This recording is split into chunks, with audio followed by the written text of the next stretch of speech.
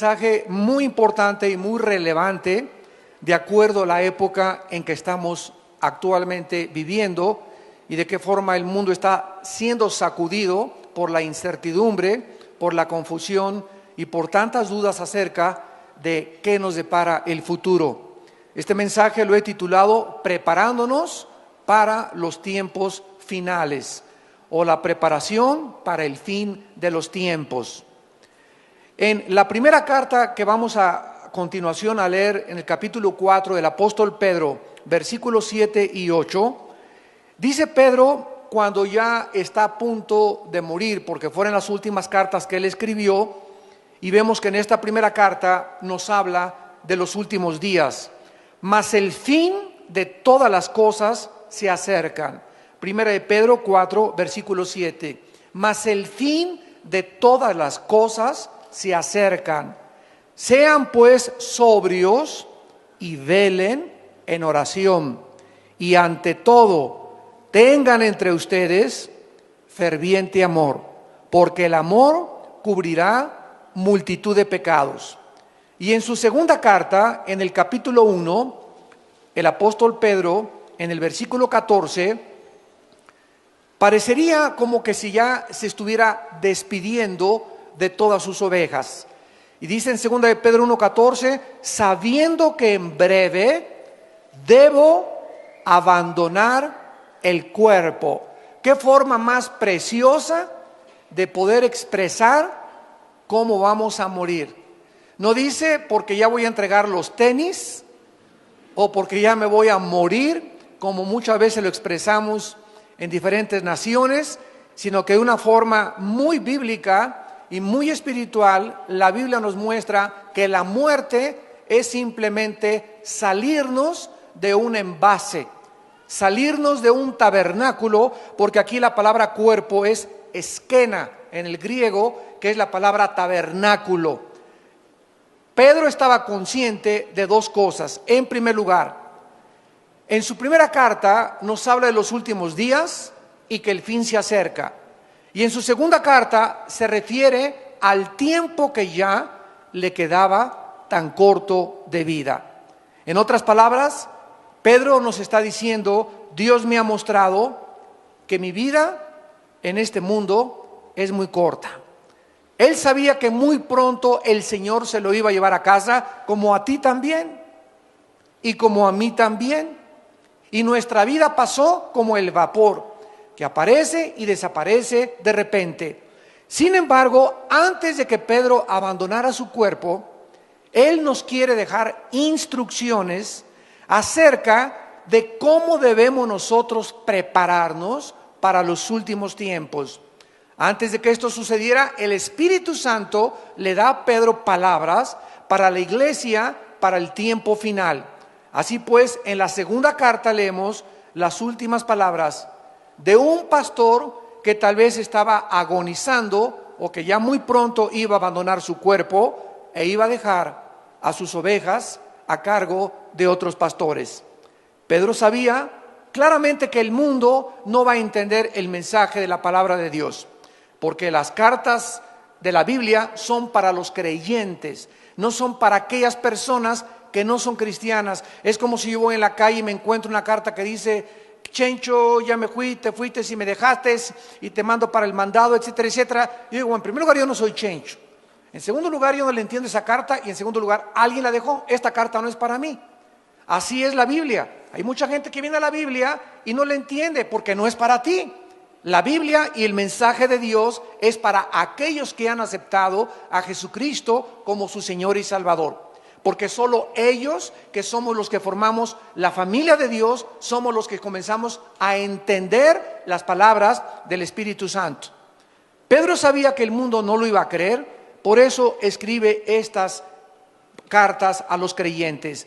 Esto es un mensaje de advertencia también, porque en su segunda carta, capítulo 2, versículo 1, comienza a prevenirnos de las cosas que vamos a enfrentar.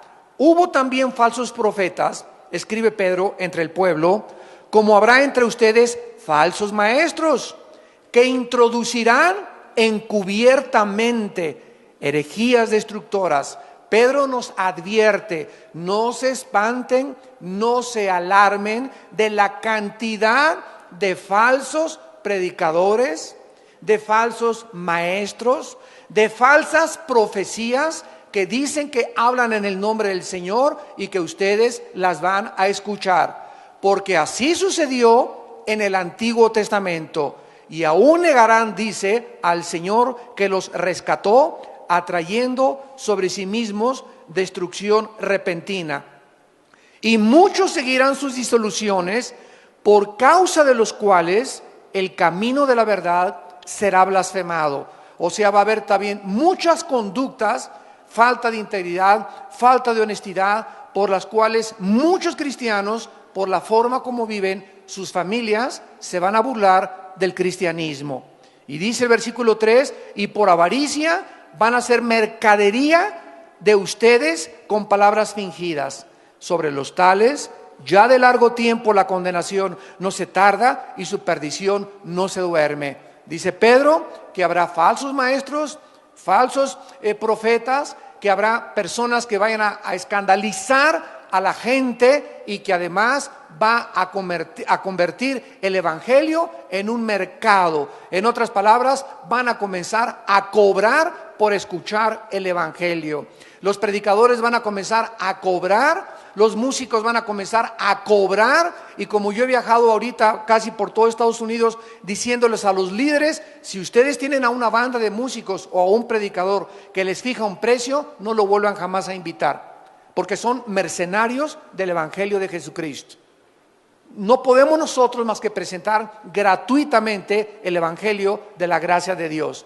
Pero ahora ya vemos en la televisión que te mandan sobres. Hace poco hay un predicador, la semana pasada, no lo van a creer, pero esto fue lo que dijo: tenemos un déficit de $3 millones en nuestra organización. Necesito que ahorita saquen un sobre y le pongan atrás del sobre, pongan su ofrenda y pónganle atrás del sobre: deuda cancelada. Porque en el momento en que ustedes me entreguen su sobre, otra persona y yo vamos a orar por este sobre para que todas tus deudas sean canceladas. Y además vamos a orar para que Dios te abra los tesoros escondidos. Yo estaba con mi esposa, lo vimos hace 4 días en la televisión en Estados Unidos, y yo le decía a mi esposa: ¿cómo es posible que nadie se levante y les diga, cómo es posible que le puedan creer ese falso profeta? ¿Cómo es posible que le puedan prometer a una persona que si tú das, todas tus deudas van a ser canceladas? Es increíble la forma como están esquilmando y como están tratando de presentar el evangelio de Cristo. En el capítulo 3, 2 Pedro 3, dice Pedro en el versículo del 10 al 12: pero el día del Señor vendrá como ladrón en la noche, en el cual los cielos pasarán con gran estruendo, los elementos ardiendo serán deshechos, y la tierra y las obras que en ella hay serán quemadas. Puesto que todas estas cosas han de ser deshechas, ¿cómo no debéis vosotros andar en santa y piadosa manera de vivir, esperando y apresurándoos para la venida del día de Dios, en el cual los cielos encendiéndose serán deshechos, los elementos siendo quemados se fundirán, pero nosotros esperamos, según sus promesas, cielos nuevos y tierra nueva, en los cuales mora la justicia. Como cristianos, nosotros creemos las palabras de Dios acerca de los tiempos finales y estamos recibiendo, amados santos, actualmente advertencias muy fuertes. Advertencias muy fuertes, y todo aquello que el mundo había hecho hasta estos tiempos va a comenzar a ser sacudido por Dios. Los banqueros robaron a la gente, principalmente la clase media baja alta, con tantos intereses de las casas, de las tarjetas de crédito, y dijo Dios: basta, ya no van ustedes a explotar a la gente. Lean ustedes Santiago 5, ya dice claramente: el jornal de los obreros ha llegado a Jehová de los ejércitos, porque los han explotado y se han aprovechado. Un grupo muy pequeño en el mundo, un monopolio que se hicieron de multimillonarios para explotar a todos los demás, hasta que llegaron a la misma quiebra. Y estaba tan interconectadas las naciones en el mundo con los Estados Unidos de Norteamérica, que cuando cayó Estados Unidos, está cayendo la economía mundial. ¿Por qué? Para que se cumpla la palabra de Dios, que el mundo se dirige a una economía global. Muy pronto, escúchenme ustedes, no lo digo yo, lo dice la Biblia, vamos a tener una moneda tal vez internacional.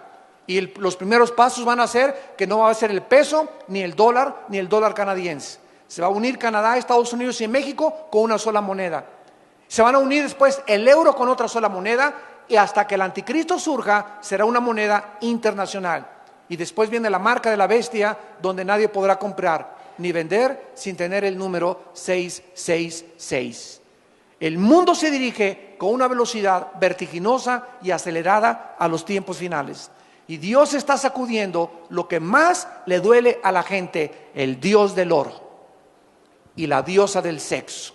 Son los dos dioses ante los cuales el mundo se ha inclinado actualmente. Han adorado al oro, han adorado al dinero, y Dios nos ha dicho a nosotros: ustedes no se afanen por vuestra vida. ¿Qué han de comer? ¿Qué han de beber? ¿Dónde han de dormir? Búsquenme, para que no se llenen sus corazones de glotonería y de los afanes de esta vida, y el día los sorprenda como ladrón. ¿Cómo debemos entonces prepararnos para estos tiempos que estamos viviendo? Es normal pensar, es lógico cómo vamos a sobrevivir los tiempos amenazadores que estamos enfrentando.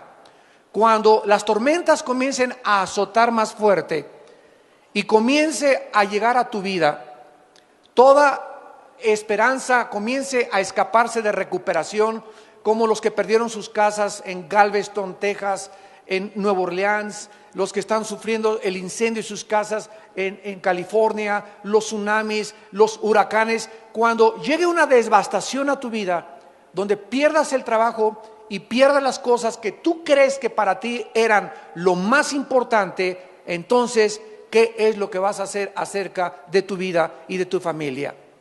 ¿Qué vas a hacer acerca de tu trabajo, de tu casa, de tu comida y de tu ropa? Creo que esto es una preocupación lógica y legítima de todo creyente, pero de una manera asombrosa.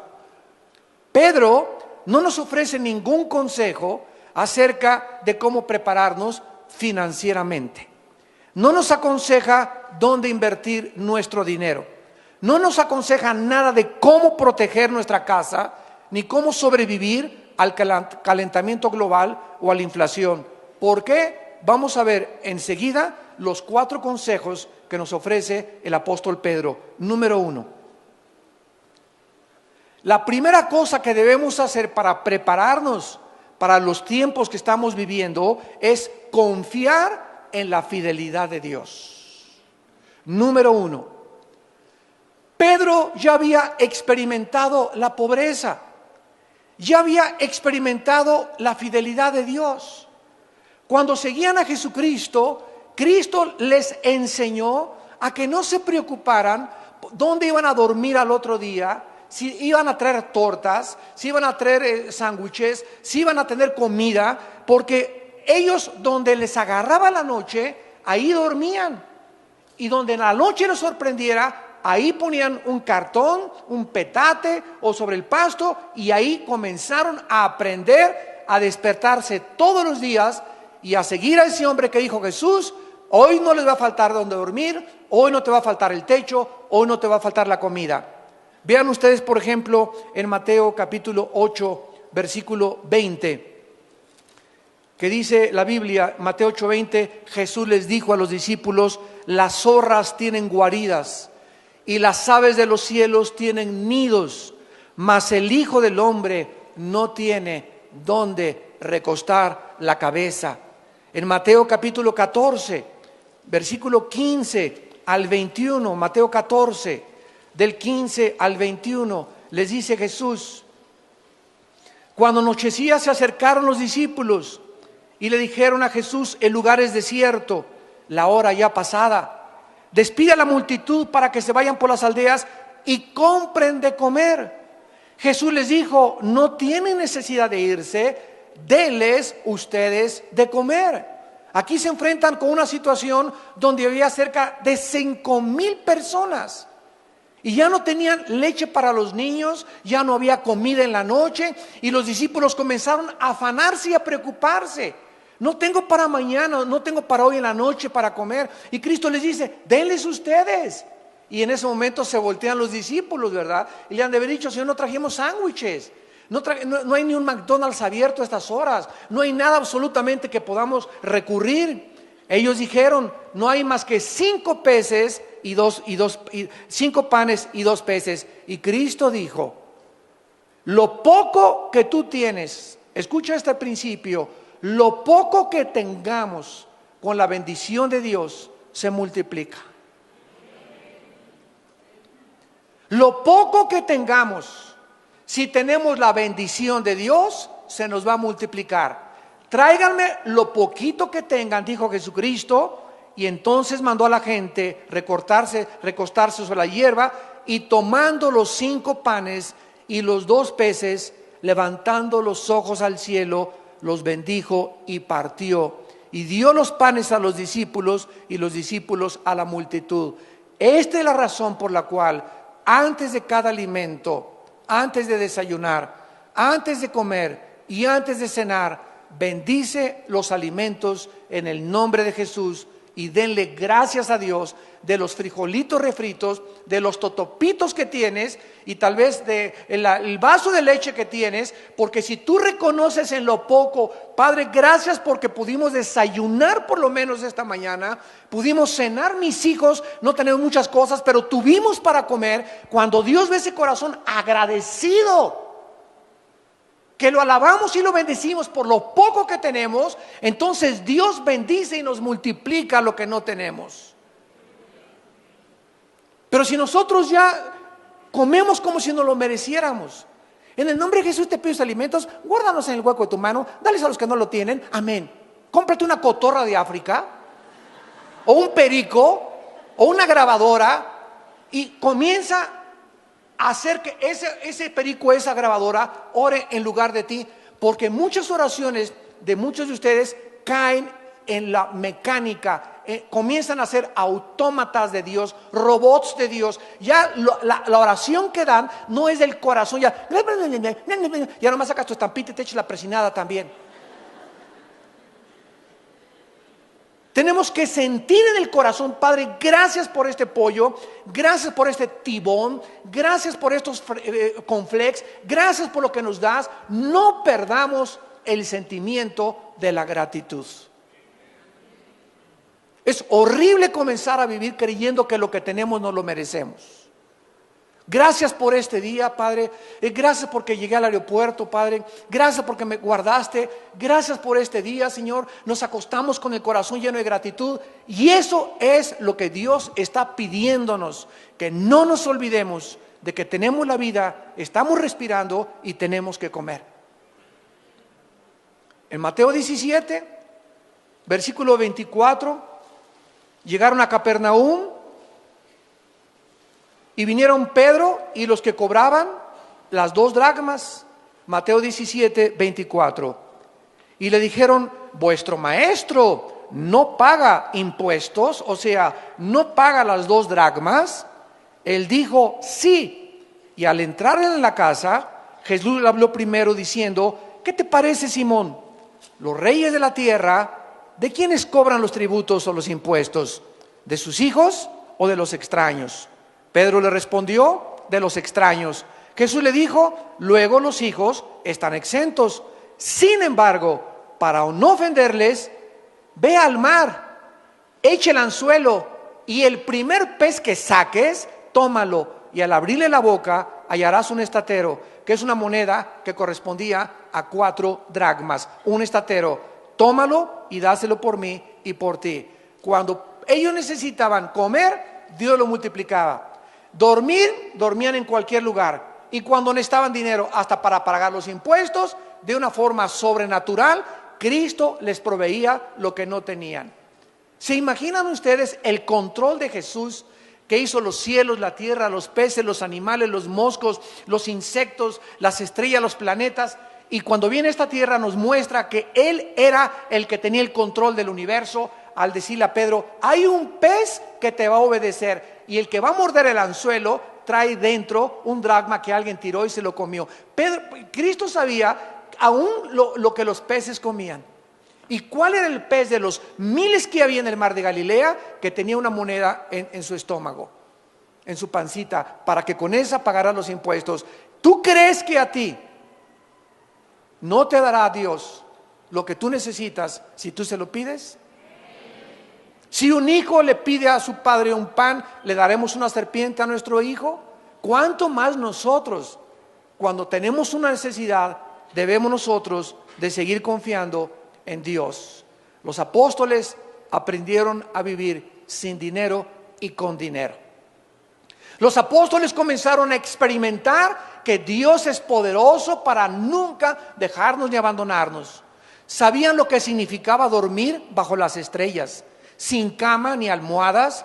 Siguieron a Jesús sin tener un empleo fijo ni promesas de dinero alguno. Solo eran dueños de la ropa que traían y de las sandalias que traían puestas. Y tú tienes 3 pares de tenis, tienes 2 pares de jeans, tienes 3 camisas, ya vas de gane.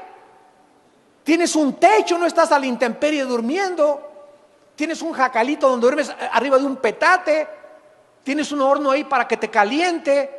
En otras palabras, los discípulos aprendieron a confiar en la provisión diaria de Dios para todas sus necesidades. Esto es lo que nosotros tenemos que aprender. En Filipenses capítulo 4, Filipenses capítulo 4, versículos del 11 al 13, el apóstol Pablo, al igual que Pedro, nos escribe estas palabras. Filipenses 4, del 11 al 13.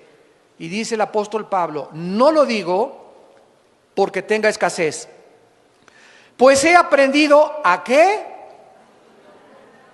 ¿Cuál es la clave para ser feliz? No es tener dinero, porque si solamente eres feliz cuando tienes dinero, qué miserable vas a ser cuando no lo tengas. La clave de la Biblia es que aprendamos a contentarnos con o sin. Porque si no tienes, estás contento porque no dependes de tu contentamiento si tienes. Porque no toda la vida vamos a tener. Yo recuerdo cuando yo inicié el ministerio en 1979. Me fui casi 4 o 5 años de misionero a la sierra de Guerrero y de Oaxaca. Y durante 3 años anduve en la sierra con los indígenas durmiendo en petates, en casas de adobe, en pueblos de leprosos. No teníamos para comer, comíamos lo que pescaba yo en el mar. Y lo que arrancábamos, los mangos que arrancábamos de los árboles, esa era la comida de mi familia durante 4 o 5 años. Y nunca dejamos de comer mangos, nunca dejamos de comer manzanas, y siempre pescaba algo en el mar para llegar y hacer un pez o 2 peces, y comimos pescado durante 4 o 5 años porque éramos tan pobres que no teníamos. Mi primer coche lo compré hasta 1987, una combi que un hermano me regaló en México. Y andaba en México en las camionetas y en las peceras para acá y para allá, en la lluvia, dando estudios con las iglesias, etcétera, etcétera. No todo lo tenemos hasta ahorita. Pero han pasado 30 años del ministerio y me he dado cuenta que nos usó a nosotros, a Dios, para abrir el camino y para enseñarnos precisamente a que nada nos debe detener. Dios me enseñó y aprendí a contentarme cualquiera que sea mi situación. Si ahora soy pobre, ya no le voy a tener miedo a la pobreza, porque ya sé lo que es ser pobre. Ya aprendí que cuando estaba con Él era contento, y me acuerdo que llegaba a la casa y cantábamos himnos, y con una vela hasta las 3 de la mañana estudiaba teología, porque ni luz teníamos en la cabañita que vivíamos en Acapulco, en una montaña. Entonces yo me río de ver hacia ahí la pobreza, me río porque ya he aprendido a contentarme y no me hace falta que no tener. Y es lo que muchos desgraciadamente no han podido aprender. Crían a sus hijos como niños pirurations. Y les dan reloj ya a los 12 años y a los 15 años su coche, etcétera, etcétera. Y estamos creando una generación de chavos pirruris que no saben lo que es sufrir y no saben lo que es ganarse el pan con el sudor de su frente. Y es cuando nosotros se casan a los 24, 25 años de edad y ya quieren tener su Sony Trinitron, tienen que tener alfombras persas, persianas de Liverpool y de Palacio de Hierro, y quieren tener todo. Y si no lo tienen, se suicidan o roban o se divorcian, porque mi mamá me crió en camas de sábanas de seda y comíamos puro caviar y comíamos puro chivo importado.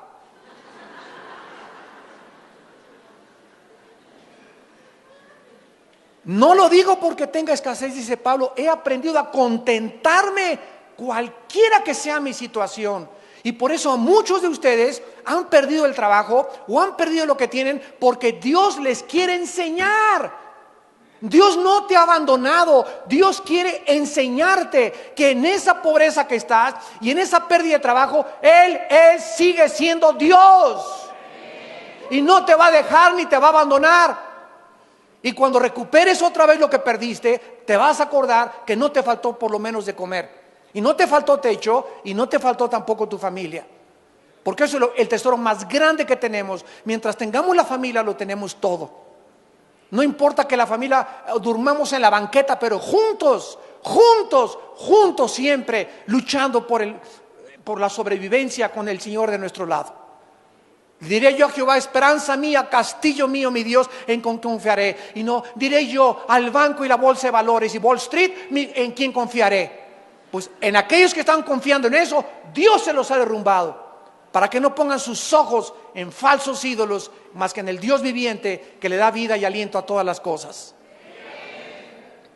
Dice Pablo, versículo 12, sé vivir humildemente, sé tener abundancia.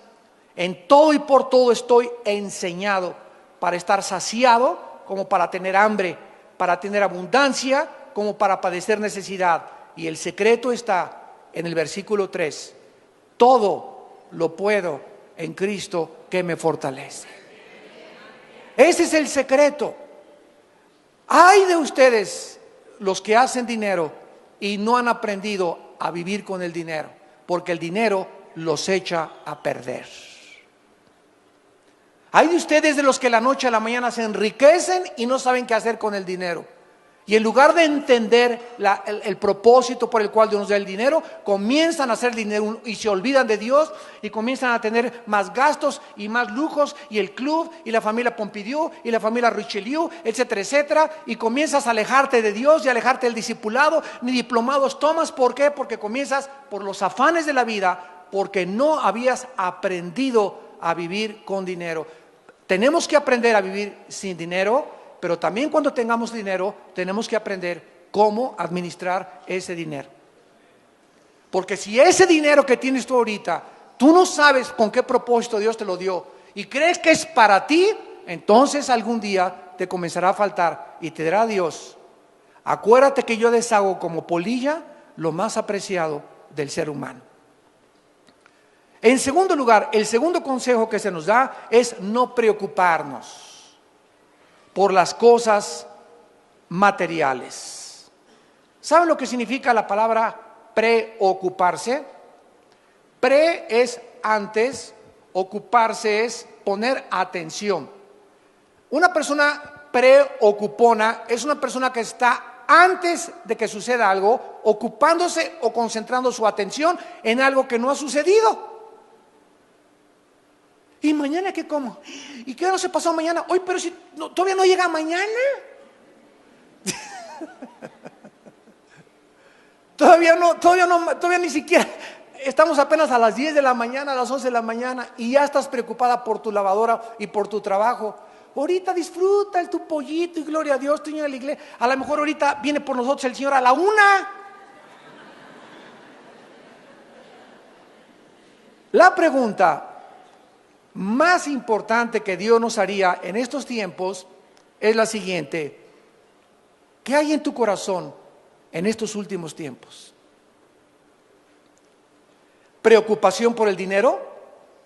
¿Por tus inversiones? ¿Por la caída de la bolsa de valores? ¿Por tu salud? ¿Por tu futuro? ¿Por tu familia? ¿Qué está en este momento, en estos tiempos, llenando tu corazón? ¿Qué es lo que más te preocupa en estos tiempos? ¿En qué te estás convirtiendo? Dice Dios en esta tarde, y a ustedes que nos ven por la televisión, ¿en qué te estás convirtiendo mientras más rápido nos acercamos a los tiempos finales?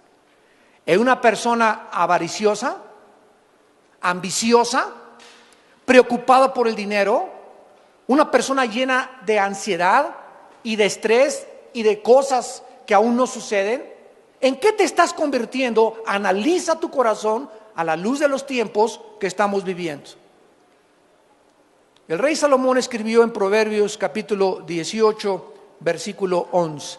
Proverbios 18, 11. Las riquezas del rico son su ciudad fortificada y como un muro alto en su imaginación.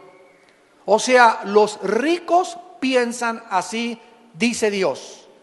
Y esto lo escribió el hombre más sabio que ha existido en la historia después de Cristo, el rey Salomón. Los ricos así piensan: mientras yo tenga 1 millón o 2 millones de dólares, mientras yo tenga 1 o 2 propiedades, mientras sea dueño de una casa, mientras tenga mis inversiones, estoy tranquilo. Y dice Dios, es la obra de tu imaginación nada más. Porque de la noche a la mañana, cualquier persona, como lo estamos viendo en nuestros tiempos, se quedan en la bancarrota. Ahorita hay más de 600 suicidios en Estados Unidos. Hasta la semana pasada que yo me vine, de ricos que se están quitando la vida por la caída de la bolsa de valores. Y de personas que habían invertido todo o la mitad de su capital en la bolsa de valores y no tienen absolutamente 1% de probabilidades de recuperación o de repunte. Por la deuda de los más de 3 trillones de dólares que tiene el gobierno federal americano. Se quitan la vida. ¿Por qué? Porque aprendieron a vivir confiados mientras tenían, y cuando no tenían, no tienen propósito ni razón para seguir viviendo. En Proverbios capítulo 23, el rey Salomón continúa dándonos consejos y dice el versículo 4 y 5. Proverbios 23 del 4 al 5. No te afanes por hacerte rico. Sé prudente y desiste. ¿Has de poner tus ojos en las riquezas siendo ningunas? Porque se harán como alas de águila y volarán al cielo en septiembre del 2008. Ese es primera de Armando 2.1. Esto fue escrito hace 3000 años. Y ante nuestros ojos estamos viendo de qué manera Dios está quitando y derrumbando el becerro de oro.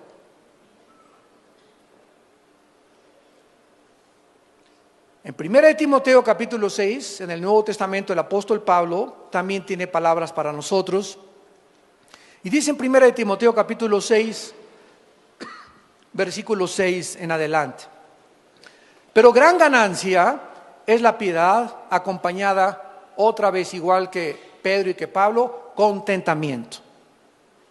Gran ganancia es la piedad acompañada de contentamiento. La palabra piedad, eusebia en el griego, significa la vida o vivir cerca de Dios. Tú vas a ganar, nunca vas a perder. Mientras tú vivas cerca de Dios, siempre vas a ganar. ¿Por qué? Porque cuando vivimos cerca de Dios, en su presencia hay plenitud de gozo. Los que viven cerca de Dios tienen que estar contentos, cualquiera que sea su situación. Porque viven alabando a Dios, dándole gracias a Dios de que por lo menos tienen que comer, tienen guaraches que ponerse y tienen un petate donde echarse, donde acostarse. Porque nada hemos traído a este mundo y sin duda nada podremos sacar. Imagínate cualquier persona rica que nos escuche en este momento, que has guardado y échale y abonos y el dinero y hasta abajo del colchón, y de repente hoy te mueres un accidente, una embolia, un ataque al corazón y tú tenías 2 propiedades, y cuando te entierran en el ataúd ni el anillo que traes de casado te llevas. Todo se queda de la noche a la mañana y va a estar tu familia como alacranes peleándose la herencia.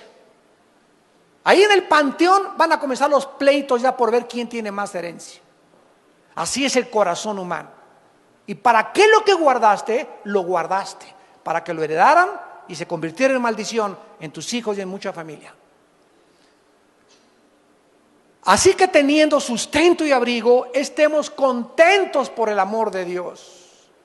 Teniendo sustento y abrigo, estemos contentos, porque los que quieren enriquecerse caen en tentación y lazo, y en muchas codicias necias y dañosas que hunden a los hombres en destrucción y perdición, porque raíz de todos los males es el amor al dinero. No dice que el dinero sea una maldición, dice que es el amor al dinero lo que es una maldición, porque amando el dinero y codiciándolo se extraviaron de la fe y fueron traspasados de muchos dolores. La raíz de todos los males es la ambición y la avaricia de guardar más de lo que tenemos. No está diciendo que los ricos no van a entrar al cielo, ni Dios está en contra que tú tengas un Ferrari el lunes y un Mercedes y un Lamborghini el miércoles. Si tienes y ganas 3 millones de dólares, te puedes dar ese lujo mientras le des a Dios proporcionalmente. Si ganas 3 millones de dólares, dale $1,5 millones de dólares a la obra. Y dice Dios, yo no tengo ningún empacho en que te quedes con $1,5 millones al mes. ¿Por qué? Porque veo que el dinero no es un ídolo para ti. No te has olvidado de mí, dice el Señor. Ese es el secreto del dinero. Pero cuando comenzamos a tener dinero y comenzamos a guardar de más, habiendo tantas necesidades, orfanatorios, que institutos, que comprar un edificio, etcétera, etcétera, y tú guardas y échale, es cuando Dios se enoja contra nosotros, porque nos convertimos en avariciosos, en codiciosos y en personas que vamos a ser algún día hundidas en perdición y maldición. Dice en Eclesiastés capítulo 5 en el Antiguo Testamento, después de Proverbios está Eclesiastés, y dice Salomón: el hombre más multimillonario que ha existido en toda la historia, Salomón. Nadie ha tenido más dinero que Salomón. Ni Howard Hughes, ¿verdad? Ni Bill Gates, ni Carlos Slim, ni ningún otro millonario actual se compara con las riquezas que tuvo Salomón. Y escuchen lo que dijo Salomón, Eclesiastés 5, versículo 10 en adelante. El que ama el dinero no se saciará de dinero, y el que ama el mucho tener no sacará fruto. Esto es vanidad. Cuando aumentan los bienes, también aumentan los que los consumen. Qué bien pues tendrá su dueño sino verlo con sus ojos. Dulce es el sueño del trabajador, coma mucho, coma poco, pero al rico no lo deja dormir la abundancia. Qué ironía del destino, ¿verdad? El campesino va y siembra su maicito y su caballito y su burrito, y en la noche, pero el rico, mis inversiones, el cuento, la computadora, la laptop y esto y el otro. Y vemos, ¿verdad?, que aquel que no tiene nada, ¿de qué se preocupa que hoy la bolsa de valores? ¿Y qué? Pero ¿quiénes son ahorita los que se están matando? ¿Quiénes son ahorita los que están suicidando? ¿Quiénes son ahorita los que están comprando Prozac, pastillas tranquilizantes, y le están entrando más a la coca y más al alcohol? ¿Quiénes? Aquellos que tenían puestos sus ojos y que amaban el dinero. Para ellos es esta maldición. Y dice el versículo 13, hay un mal doloroso que he visto debajo del sol, las riquezas guardadas por sus dueños para su mal, las cuales se pierden en malas ocupaciones, y a los hijos que engendraron, escucha, nada les queda en su mano. Jesús nos dejó consejos, amados santos de Dios, de cómo sobrevivir cuando la economía se derrumbara. No nos dejó consejos de cómo invertir ni qué guardar, sino que al contrario nos dio instrucciones el Señor Jesucristo muy claras en Mateo capítulo 6. Y dice Mateo 6, el Señor Jesucristo, versículo 25, cuando ya hace 2000 años, los apóstoles comenzaron, oye, ¿y si pierdo mi trabajo? Oye, ¿y si ya no tengo para mañana qué comer? ¿Y si el Señor Jesucristo nos deja? ¿Y si hoy en la noche no hay ningún Holiday Inn donde hospedarnos? ¿Y si no hay un restaurante abierto? Y comenzaron a usar una palabra que se llama afán. Afán, que es la palabra griega merima. Por tanto les digo, versículo 25, no os afanéis. ¿Qué significa afanar? Significa estar ansioso, preocupado, pensar continuamente o enfocado continuamente en el dinero o en lo de mañana, intranquilo, sin tener paz. Eso es lo que hace el amor al dinero. No os afanéis por vuestra vida. ¿Qué han de comer? ¿Qué han de beber?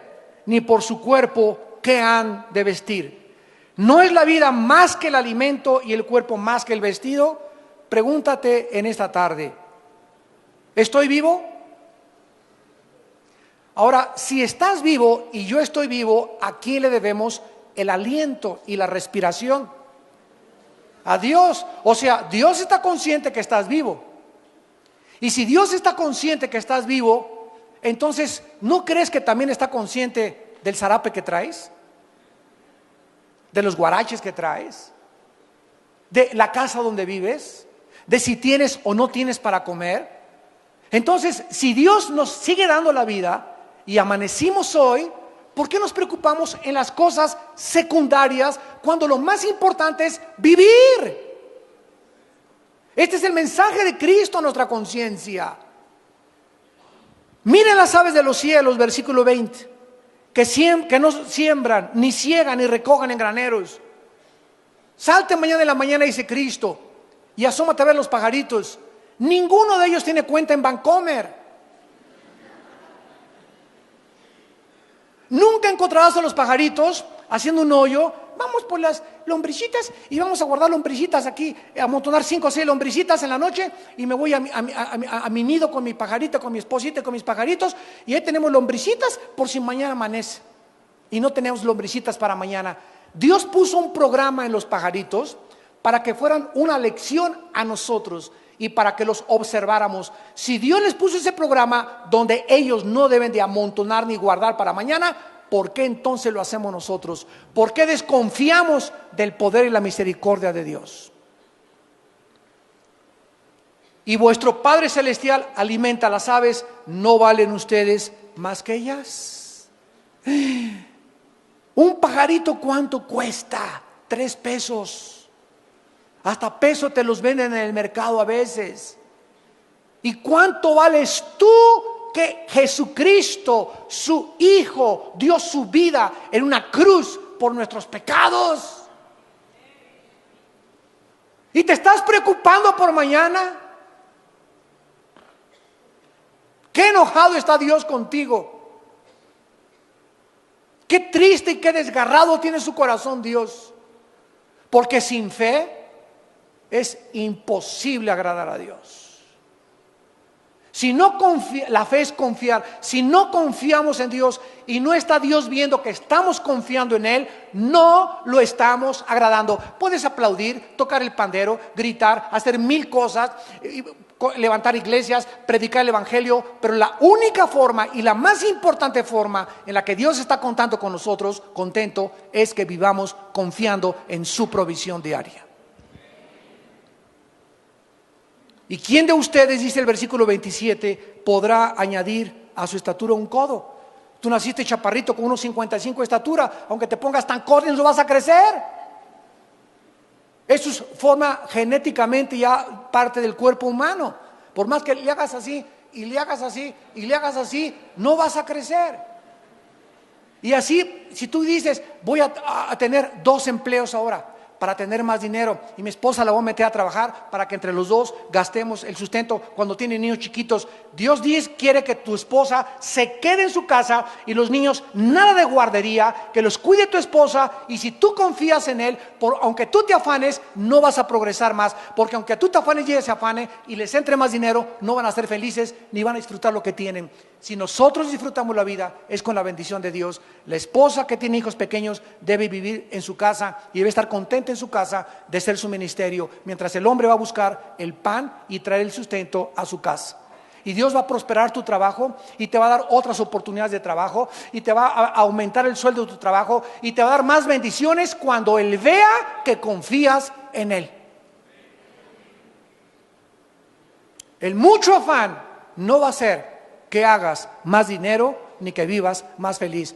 Busca a Dios y su reino y su justicia sobre todas las cosas, y todas las demás cosas te serán añadidas. Versículo 29, versículo 30: y si la hierba del campo que hoy es y mañana se echa en el horno, Dios la viste así, ¿no hará mucho más a vosotros, hombres de poca fe?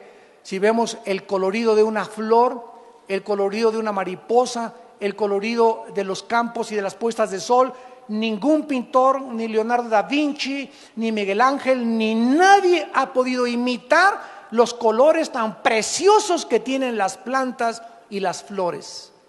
¿Y tú te preocupas por tu vestido de china poblana?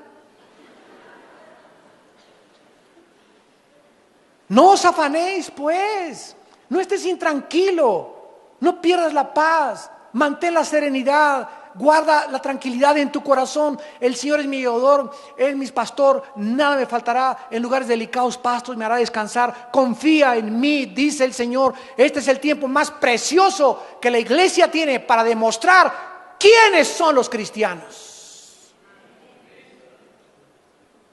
¿Quiénes son ahorita verdaderamente los cristianos? Ya se acabó el cristianito el domingo nada más. Ahora vas a demostrar en los tiempos que estamos viviendo si realmente crees y confías en Dios. Los gentiles, dice Cristo, el versículo 32, o sea, las gentes que no tienen a Cristo buscan todas estas cosas. Ve a tu cuñado, a tu tío, a tu primo, a tus hermanos, ve a tus familiares que no sean cristianos. Viven únicamente para la lana, la plata, la plata, la plata. Cómo hacer dinero y aprendí y el otro. Y todos los días prende el noticiero y cada vez el corazón les va a explotar mañana. Las noticias aumentan, las malas noticias aumentan, y porque están enfocados nada más el oro, el becerro de oro, se está deshaciendo, se está fundiendo, el oro se está yendo, porque toda su vida está puesta ahí. Los gentiles buscan todas estas cosas. El corazón del mundo está en eso, porque ellos creen que eso es lo que vale en la vida. Pero vuestro Padre Celestial sabe que tú tienes necesidad de estas cosas. Busca primeramente mi reino y mi justicia, y todas las demás cosas te serán añadidas. Y finalmente, regresamos a 1 de Pedro 4, se nos da el cuarto consejo: prepararnos espiritualmente. Dice en 1 de Pedro 4:7: mas el fin de todas las cosas se acerca, sean sobrios y velen en oración. Si tú ya sabes ahora hasta este momento que no te va a faltar, Dios va a proveer milagrosamente en tu casa, como lo hizo con una viuda que se llamaba de Sarepta y su profeta Elías. Dios le dice una vez a Elías: quiero que vayas a un pueblito, y al entrar al pueblito va a estar una señora que es viuda recogiendo leña. Y quiero que cuando llegues a ese pueblito le digas a esta viuda que te lleve a tu casa y que te dé de comer. ¿Por qué no le dijo Cristo: quiero que llegues al Holiday Inn? O te voy a mandar con una familia que tienen cornflakes, que tienen avena, que tienen bastante para desayunar, tienen hasta chorizo de Toluca para que te hagan de desayunar. ¿Por qué Dios manda a su profeta con la mujer más pobre de todo el pueblo? Parecería a primera vista falta de misericordia, ¿no es verdad? Caray, aún lo que no tiene se le va a ir a quitar a esa pobre. ¿Cómo lo manda con la que no tiene? Pues llega Elías y la viuda le dice: sí, con mucho gusto, tengo nada más en mi casa, ni cornflakes ni avena, tengo nada más un poquitito de aceite y un poquitito de harina para hacer y freír una sola pieza de pan o un hot cake. Y la viuda hace lo que le queda, y tenía un hijo la viuda. Era para ella y para su hijo. ¿Y qué pudo haber dicho ella? Oye, no tenemos ni para nosotros. ¿Quieres que te dé? Pero ahí se encontraba el secreto del poder de Dios para nosotros en nuestra vida también. Entonces la viuda no repeló, porque era una viuda que conocía a Jehová.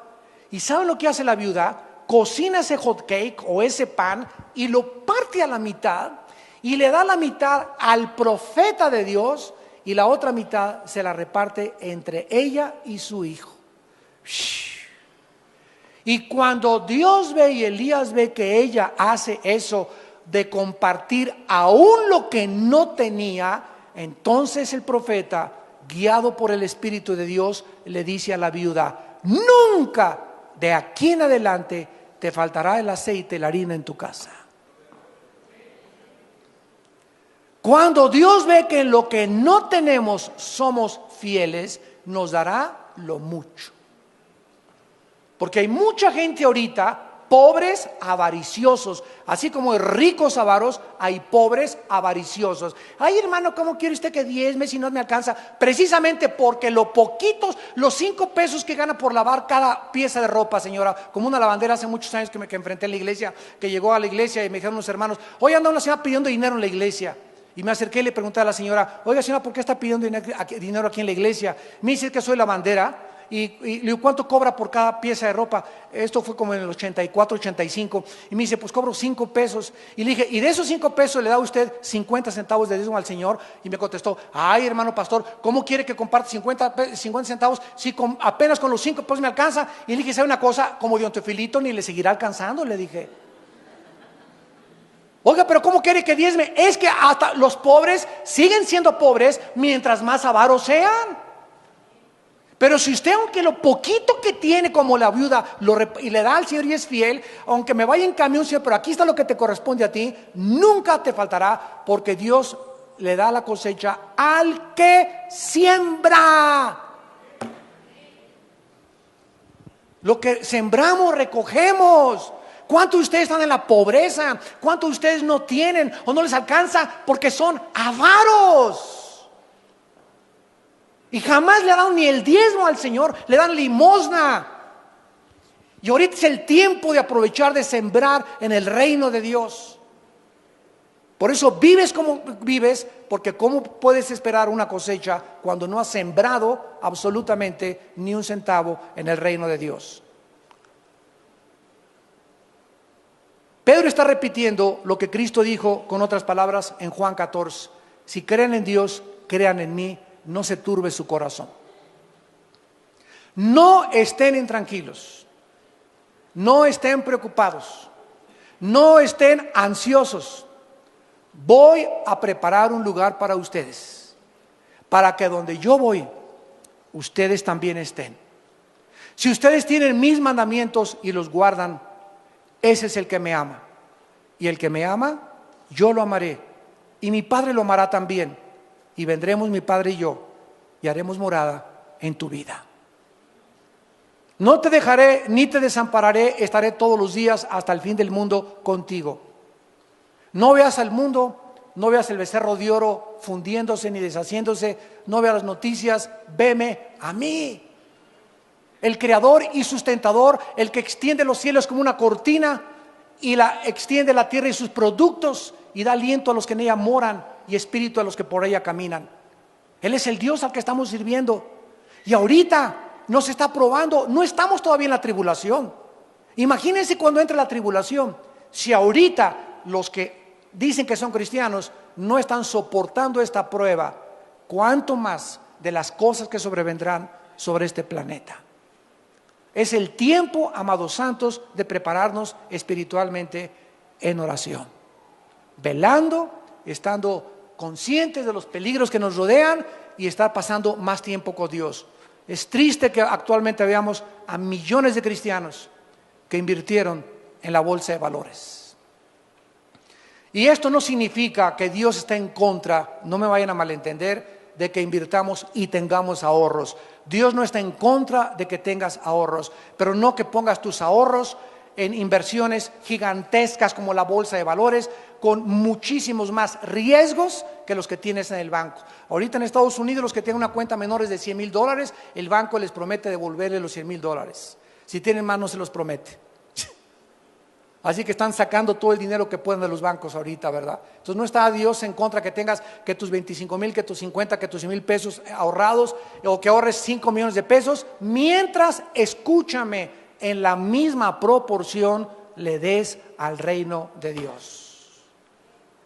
Porque el momento que le robamos a Dios y agarramos más para nosotros, ¿qué le estamos diciendo a Dios? No confío que tú me proveas mañana, por lo que voy a agarrar un poquito más. En lugar del diezmo te doy el 8%, el 5%, te voy a dar el 15%, Señor, te voy a dar el 20%, Señor, porque ahorita en lugar de la bolsa de valores voy a invertir en los pobres, voy a invertir en tu reino, en la evangelización, en los huérfanos, en las cosas que tienen recompensas eternas y no en aquello donde el orín y la polilla corrompen. Realmente muy pocos cristianos han obedecido las instrucciones que Dios nos da para poder vivir tranquilos y sin preocupaciones. ¿Estás tú preparado para estos tiempos que vivimos? Inclinemos nuestra cabeza.